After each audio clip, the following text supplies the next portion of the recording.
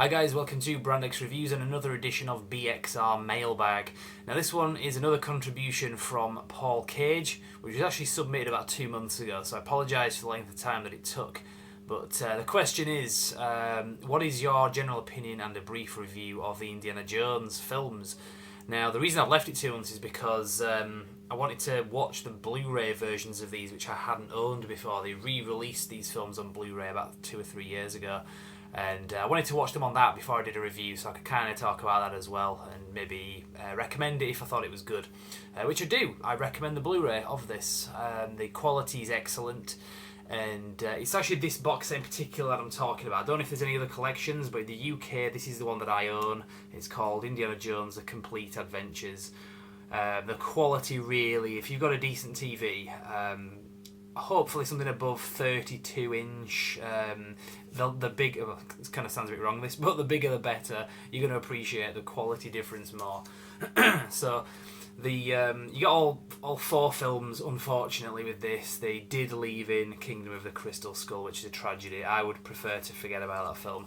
I did actually watch it in this viewing because I wanted to just see the Blu-ray edition of it and just kind of to talk about it for this review. As far as I'm concerned, Indiana Jones is a trilogy of films. I really did not like that last film. I thought it was terrible. And that's the general consensus. I know there's some people that didn't mind it. I think just in the scheme of things compared to the other films, number 4 is really the one that stands out as bad. But like I said, I recommend the Blu-ray box set. If you have any other editions of the DVD box set that they brought out around about 2002 or 3, this contains all of the extras that are on that and more. And the packaging of this thing, it's annoying that they do this. They do these things where these flaps kind of come off, and it's got a kind of a glue on it that kind of sticks it down. But if you just leave it for a few minutes, it'll just go and it'll come off, and it just kind of looks like that on your shelf, which is just bad. I really wish it'd stop packaging Blu-rays like that. But yeah, that's the thing. You get this usual kind of box set where it opens up, and I won't bother going into the packaging too much because that's kind of boring. But you're asking me in your mailbag question, what do I think of the film franchise as a whole? Awesome film franchise. The first 3 films are all 10 out of 10. I don't think there's any one of those 80s films that stands out as the odd one out or the bad one. Maybe the Temple of Doom stands out just in that it hasn't got Nazis and that was technically a prequel to the Raiders of the Lost Ark film. I think just because they wanted to get away from the whole Nazi stuff and do a different film to the first one, which worked.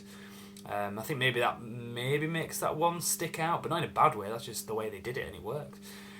But other than that, the original trilogy films, 10 out of 10, all great. The 4th one I would give a 4 out of 10, which is below average. 5 is my average. If I give a film review a 5 out of 10, it's average. It's not good. It's not bad. It's middle of the road. But number 4 is the Kingdom of the Crystal Skull is just below average in my opinion.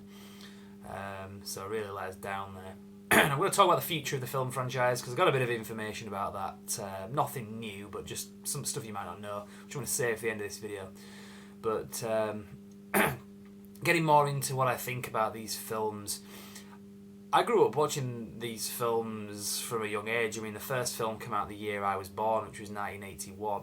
And we had these recorded off TV, I remember, back in the day. And they were kind of censored, but not massively. And some of the stuff in there, even by today's standards, it may look like bad visual effects. Like the end scene of Raiders of the Lost Ark, for example, where they open the Ark and those guys kind of melt. It looks bad by like today's standards, but it's still effective and gory and just scary. I think any kid watching that nowadays that's used to stuff would still be like kind of a little bit freaked out by it. It was just nasty, was that? But it was effective anyway. But like I said, I grew up watching these films, and having Harrison Ford in these was great because if you loved him in Star Wars, he's kind of that kind of rogue character that you saw in that film. Originally it was going to be Tom Selleck that was going to be Indiana Jones, but I think that it was because he was then dragged back to do another series of Magnum P.I. or something. That's what I'd heard. I don't know quite how accurate that is. But it's similar with Pierce Brosnan. He was going to be James Bond in The Living Daylights, and he got dragged back to do another series of Remington Steele, which you know, secret's quite well known about fact is that. Which just kind of begged the question, can anyone else play Indiana Jones other than Harrison Ford? Again, I'm going to get onto that at the end of this video when I talk about the future of this franchise. But as I say, the box set, the thing comes off, it just did it then, it just kind of went and fell off all by itself within the space of minutes. So really kind of stop doing that, guys, it's really annoying. But anyway, so yeah, the trilogy of films, the first trilogy is great, 10 out of 10. The fourth film is just terrible. George Lucas obviously was involved, and just, it kind of had some of that nasty virus that the prequels had, and it just kind of leaked into the Indiana Jones franchise as well, which is really sad because it had a lot of potential, and it was a waste of talent in that film as well. You had some great actors in there all on screen together. I don't just mean the original cast, but some of the other new actors that they brought into it, like Ray Winston, for example. Such a waste of a great actor, just having him as this kind of weaselly, backstabbing character that you knew what his character was going to do, what was going to happen to him at the end. His character was pretty much like the Weasel character out of The Mummy, was it 1999 film. There was kind of like a weaselly, backstabbing guy in that, and his character pretty much ends exactly the same way as Ray Winston's character ends in the Kingdom of the Crystal Skull film. Who would have thought that The Mummy would be better than an Indiana Jones film? I didn't mind the first Mummy film, I thought the sequels were terrible, kind of like Kingdom of the Crystal Skull, terrible. Watchable, but yeah, really, not rewatchable. So, who would have thought that? But that's, like I said, that's my general overview of those films. Now, going back onto the Blu-rays, what was interesting watching these, as I say, the quality is great, as you would imagine with Blu-ray. It's supposed to be great quality because they make the definition is a higher capacity disc, so you can afford to have a really high resolution picture and sound. But also, it's not just a case of that. The one thing that I did notice on the Indiana Jones The Temple of Doom film, there's a couple of little extra bits that I'd never seen before in the film itself. Particularly the bit where that we see that first guy getting his heart ripped out. You actually see the guy's hand go, the guy's chest open up, and the other guy's hand goes in and pulls his beating heart out of his chest. It was done, it looked kind of stop motion like the way that they'd done it. And I didn't know that bit was in there, so it kind of caught me off guard. I was like, whoa, I've never seen that before. And it seemed as well like the bit where he's being lowered into the fiery pit as well, a moment later, that seemed extended. I'm not 100%, it just seemed a little bit more drawn out than I've seen before.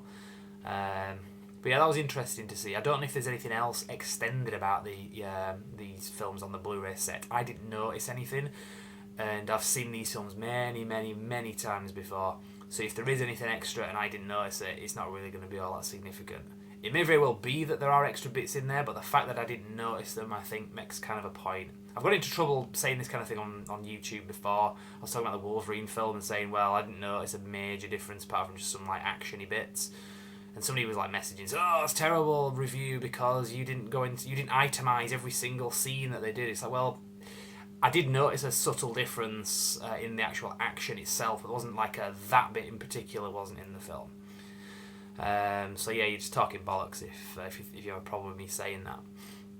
But that's the Blu-ray as well. So I've talked about the films, I've kind of talked about the Blu-ray. As I say, the quality of the Blu-ray films. I heard it be said somewhere else on the internet, you could take that Raiders of the Lost Ark film to somebody who maybe didn't know about that film and never heard of it, kind of hard to imagine.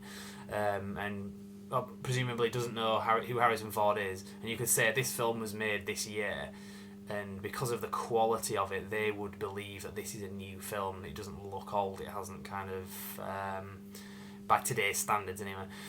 And I kind of agree with that. It does look like a very new film, like a high definition film that was filmed in high definition or whatever. I mean, all films, I suppose, are because they're made for a cinema screen, but which is big screen, so it has to be high definition enough. But the point is, anyway, the way it's presented here makes it look new, brand new, and it has that kind of feel to it, which is a brilliant thing of the Blu-ray format, I think. So beyond that, anyway, the future of this film franchise, who knows? I do know that Disney, who obviously bought Lucasfilm, that was kind of connected to Star Wars. Lucasfilm also make the Indiana Jones films. They were distributed, however, by Paramount. And originally, obviously, Disney bought Lucasfilm, but Paramount still owned the distribution rights. Well, Disney has, over a year ago, I think, from what I heard, it was late 2013, bought the distribution rights, so they completely own the Indiana Jones franchise now. Begs the question, why would they do that unless they intended on making future films? Well, my kind of thoughts on that is they're just doing it because maybe somewhere down the line in years to come they will probably reboot it. I don't think they're going to do another Harrison Ford film. The critical failure of that last film, not by the actors in any way, Harrison Ford was great in it, but I think on the back of that film, it's tricky. Unless they really had something great, I think just leave it. I would rather see them just reboot it. The other problem is as well, with Harrison Ford character having aged, they have to set this film now in the very late 50s, early 60s at least. In fact, not even late 50s, early 60s to mid 60s. And that's if they made it now. So I mean, if they don't do this for another few years, it would have to be late 60s presumably. So yeah, we don't want to see that. Indiana Jones, in my opinion, a lot of other people's hearts, belongs in the 30s. Or maybe 40s, amongst the Nazis, that kind of thing. I know there were no Nazis in Temple of Doom and it still worked, but still, that's just my opinion. And I think there's a lot of great actors out there that could play the part quite well. It's been said people like Chris Pratt or Bradley Cooper or somebody like that could easily kind of take the that role and bring maybe something new to it. There's a lot of talk as well, a lot of comparisons to James Bond. I mean, obviously they recast James Bond. Difference with that is James Bond was based on a book. Harrison Ford created Indiana Jones from the start and has only ever been Indiana Jones for over 3 decades now.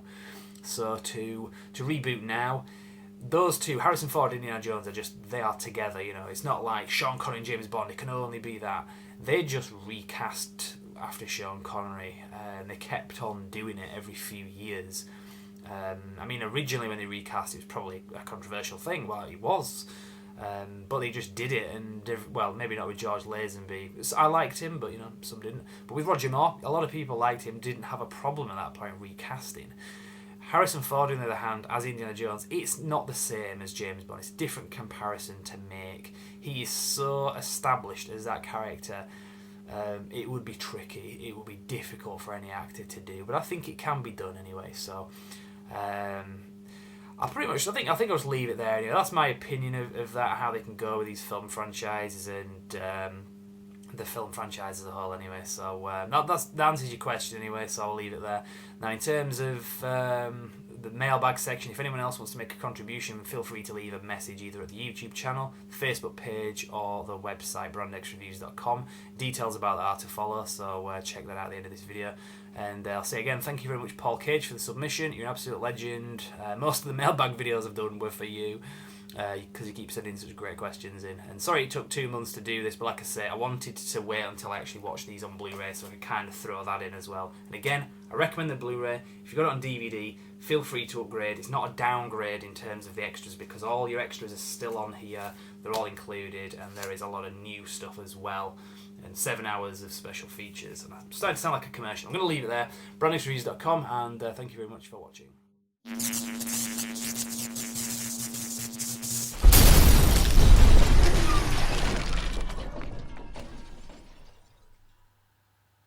Hi guys, I hope you enjoyed the video. Just so you know, for more news, reviews and retrospectives, you can like our page on Facebook, simply called Brand X Reviews. But as well as that, you can also subscribe to us on YouTube via this video. You can also bookmark our website, which is brandxreviews.com, which is pretty much a central hub for everything that I've just mentioned. So check that out, and we will see you next time. Thank you very much.